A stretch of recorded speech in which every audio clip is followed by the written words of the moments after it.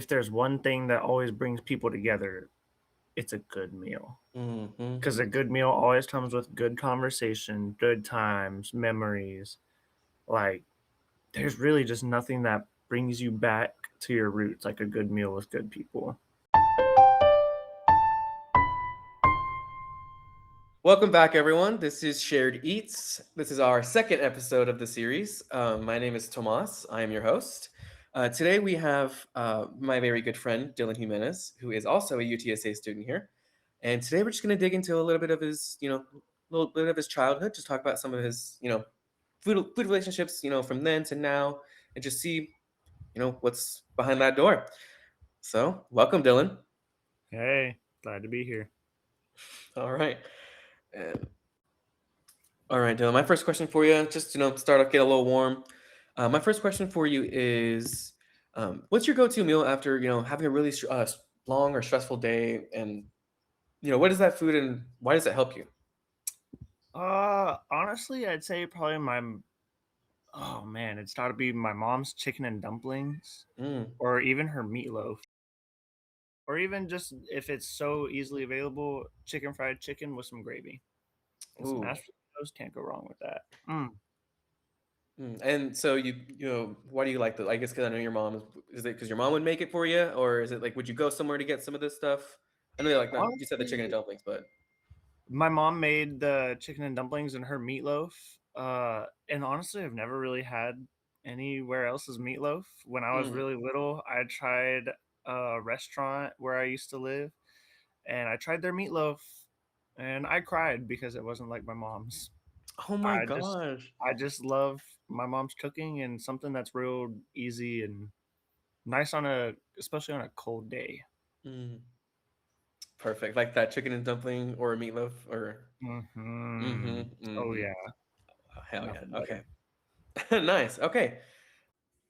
All right, Dylan. My second question for you is have you ever skipped like any meals, because of school or because of work?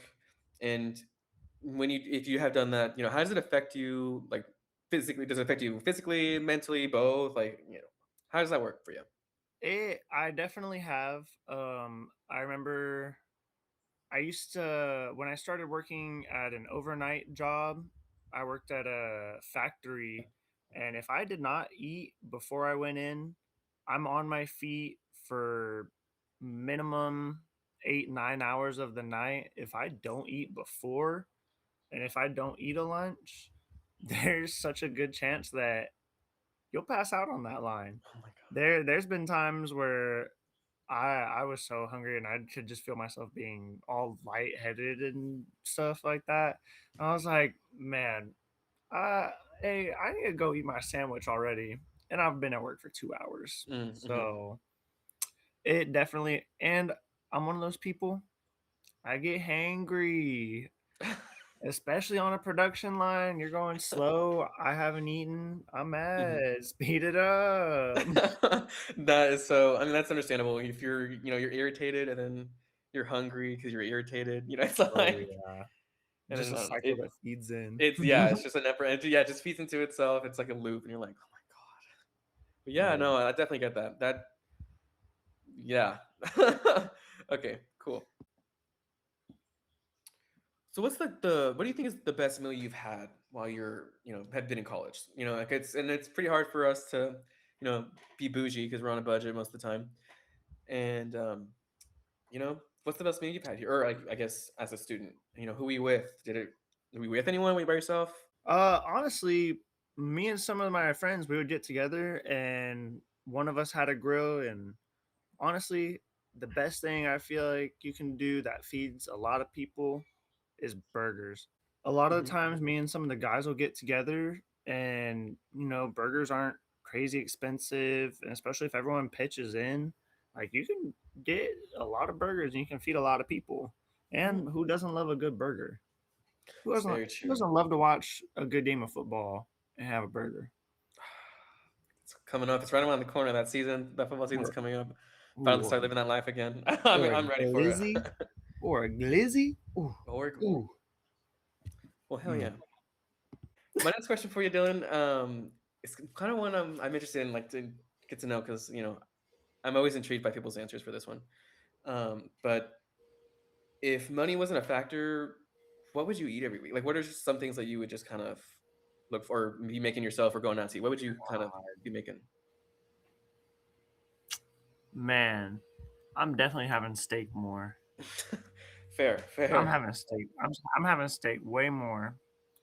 Um, Man, that's tough. I don't really know. I feel like that's kind of hard. I feel like I'm such a basic picky eater, Mhm. honestly. Like, man, I'd really love to go. Man, some Indian food would be Ooh. bomb. Some chicken tikka masala. Heck yeah. Hmm. I also just love pastas. Some or like even Italian food. Some chicken parmesan. Spaghetti. I love spaghetti. Like, Mm. man, Some uh, classics. I like it. yeah, I'm a So you big kind of be classic. splurging now, kind of getting some steak, like the nice steak, nice cold I, I'd steak. I'd be hiring one Tomas Luna to be my personal chef. That's just how I'm Thank gonna you. put it. Yes, you can afford me. You can. If if I won the lotto, I wouldn't say, but there would be signs. I love that. Okay, so do you think that food is becoming more about convenience and then like sharing connections with one another? Do you think it's become more of like a, oversaturated, just kind of like corporate kind of feel for food? Like, I guess, like, you've noticed, or what do you think? I guess it depends kind of in how you want to look at it. I think if um I feel like it can definitely I think once COVID hit, I think it definitely pivoted a lot more towards convenience and rightfully Mm, so. So that way, more social distancing, stuff like that, have things ready for before you're there somewhat. But I also feel like if there's one thing that always brings people together, it's a good meal. mhm. Because a good meal always comes with good conversation, good times, memories. Like, there's really just nothing that brings you back to your roots like a good meal with good people. Yeah, So, uh, in a way, I think definitely both. I think it is becoming a lot more kind of aimed for convenience, but I think no matter what, I think it'll still always hold somewhat of that home value. I What agree. you think? I agree. I feel like it's every, milestone you have in your life, every achievement, there's food involved, and somewhat of, you're having a gathering, you have to have, food, you gotta have If drinks, you gotta. exactly, if there's gonna be a gathering or if it's your birthday, the first question my mom would ask is, "Well, what do you want to eat for your birthday?" I was like, Exactly. "Girl, I want your Yeah. cooking." Yeah, exactly. So Dylan, do you think your relationship with food has changed at all? Going from, living at home with your mom and then graduating and then leaving off to college.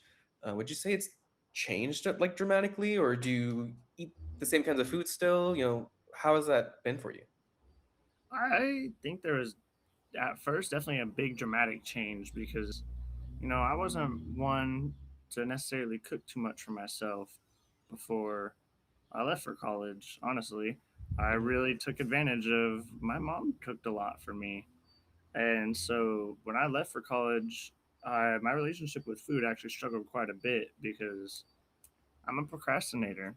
And I'm like, I'll solve that problem later. And my problem that I was trying to solve later was learning to cook. So, Mm, it was definitely a lot harder for me to eat because I was buying a whole lot of fast, convenient, like convenience food or fast food, mhm. things I could just heat up. And once I started learning how to cook and actually started cooking, preparing meals and stuff for myself, I definitely noticed that change. I feel like my body started feeling better, started Mm. feeling more nourished.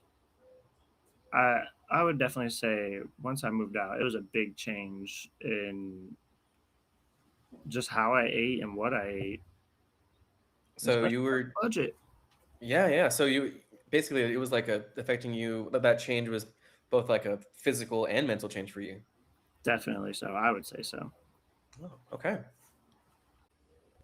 What would you say is one food that you just absolutely used to despise, but you now love?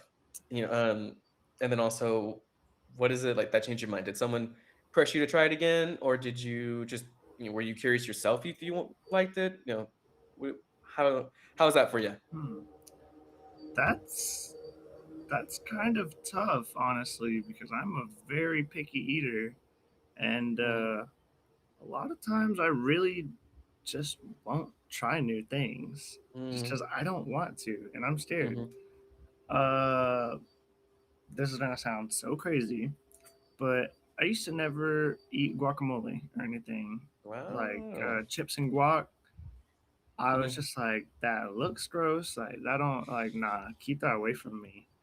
And then probably like 4 years ago now, uh, I was at, I was at home, Chili's. I was at my spiritual home, Chili's, Your and we safe had that place. Your safe we had place. that chips and salsa, and one of my friends said, "Yo, can I get a side of guac?" And we got it, and I got peer pressured into trying it because everyone was calling me names, and so I did, and it was good. Okay, I was wrong. It was So you tried good. something new and you I enjoyed it. I did. like it. I like it. Hey, that's what Now it's about. That's what it's about. You try something new, and if you don't like it, you don't like it. And now you know that you like it. So that's and awesome. now and now, even if I still don't want to try it, oh well, you remember the guac? You remember? Hey, hey, it's a good hey. lesson. So I know you cook a lot more now, and you're in the kitchen a lot more. Has there ever been a time for you that you or like that you've had like a cooking disaster, or like a funny, like just like a funny something funny happened? You're just like, how would this even how, what is going on? Because for me, one time I was making like a 12-hour bone broth, and Oh it has my like all god. the veggies and like the bones in it, and I had my strainer, so I was like, okay, I just need to start pouring, and there was no bowl underneath to catch the liquid, so I started pouring, and it was just like half, not even, it was probably like just like a little bit of my stock, but I was like a quarter of it. I was like, oh my gosh, and I like, like I cannot That's believe, so. That's insane. That's so unfortunate. like I can't believe I had like, I don't know what I was thinking. I was kind of half asleep, but I mean, has there ever been a moment for you that that something like that has been like a similar experience or just something unforgettable? There was one time a kitchen disaster I had. Not even kind of a disaster was when I tried to make gravy for the first time. So what happened? I I didn't understand how much I should be like stirring it. I didn't understand how like not hot the stove maybe shouldn't be. Um, and I burned the crap out of it. Dang. I burned it pretty bad. Was it stuck to the pot and everything? It it was pulled down and thrown out, scraped out, I should say. No. Well, I'm glad you Thankfully, learned. nothing crazier yet. Well, I'm glad, yeah, that's awesome. I'm glad that you didn't catch anything on fire, or yeah. Knock on wood. Well, yeah, awesome. Hell yeah. When you're scrolling, on social media and stuff like that, has there ever been a time like when you're scrolling on a social media platform like TikTok or Reels or something?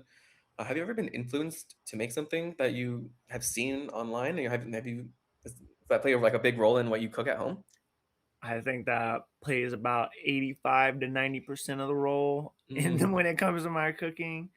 Unfortunately, I am a I am a very small, smooth brain culture to where I need to be shown what the food looks like, and I need very simplified.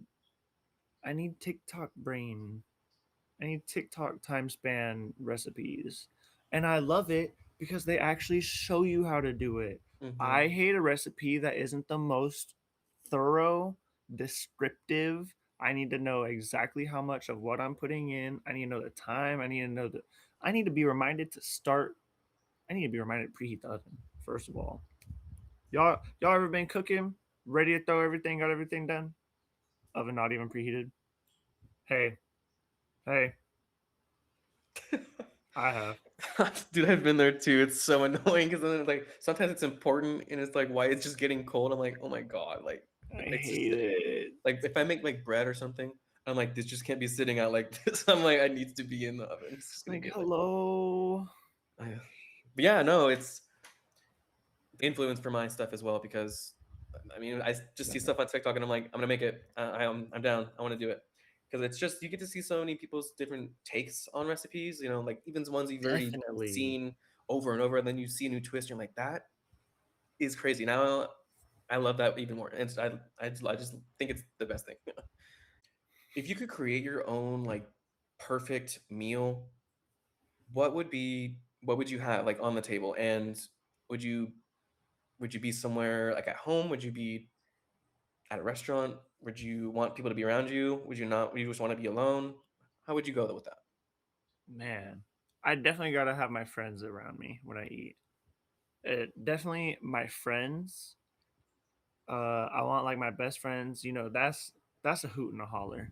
If Mhm. you like, man, that's a time. Uh, there's gotta be some chicken on that plate. I don't know what it is, but I love chicken. Are we talking Um, fried, roasted, I grilled? What I are we chicken? I think definitely something like fried. Okay. I love some fried. Honestly, I'd probably have to say I want some fried chicken, like fried chicken breast, nice golden crispy.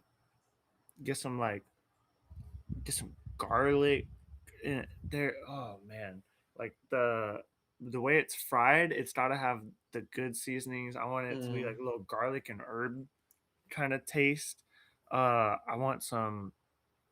I'm so torn between some sweet potato fries or just regular mashed potatoes because you can't go wrong with mashed potatoes. But dude, sweet potato fries can change the game, and they're so good for you too. And They then to are. close it off,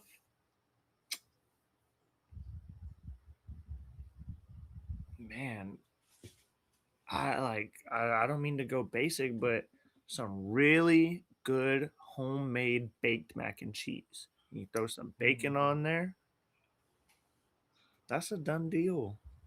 You put that plate in front of me and you give me my friends, you give me my best friends, that's a core memory. Heck yeah. That's a Yeah, great that sounds delicious. All right, Dylan, we are running out of time here.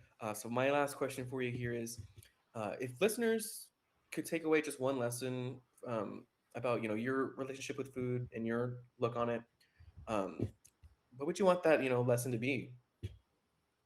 night.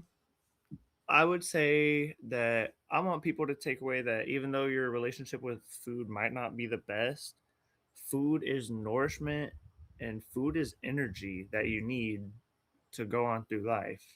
And as hard as it may be, sometimes even just eating, if you don't eat a lot, just eating a little bit more than you would think might help push you to open up more of a world with food.